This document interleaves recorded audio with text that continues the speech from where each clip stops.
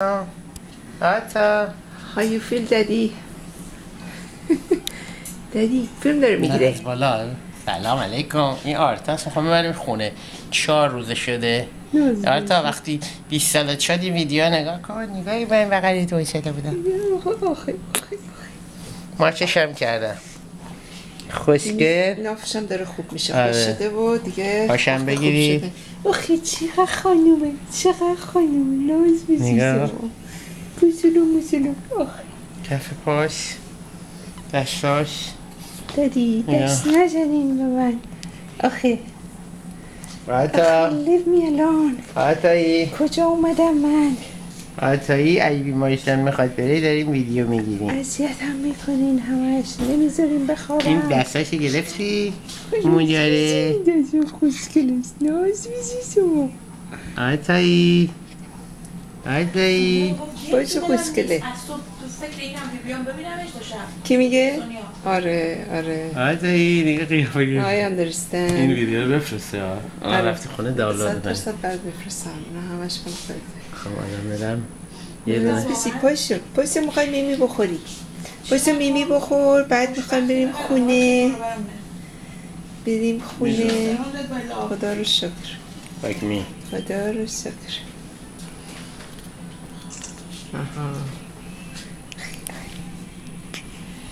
پایسو میخوای بری خونه. بری اتاق تو ببینی. اسباب بازیات بازی کنی. کاما خوشگله. پایسو ماما. پایسو. عجب ما آدمایی هستیم. ما نمیذاریم بچه بخوابه. داریم میخوره. دادیش تو رو از این بر منم از این بر. تفلی. آتایی آرتا پایسو بیبی. آتا پایسو خوشگله ماما. آتا دستکشم دستش نداره الان. آتایی آخی. آتا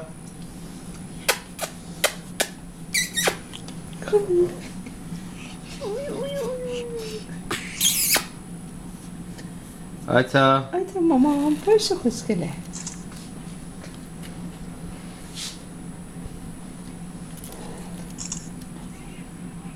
آتا خانم پایسو مامانی.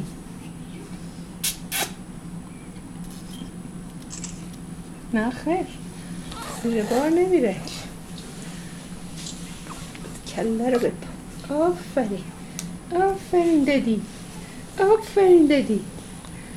خوب رد گرفتی علی. آتایی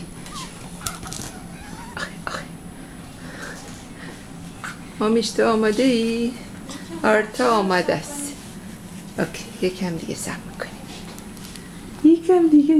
میکنیم. آتا میگن شبیه همن این دوتا شبیه همن. آتایی نگاه آرتا کن. لوک آرتا. آتا چقدر میخوابی؟ چقدر گوشلو. بسته بگه زیر پاهاش یکیشو.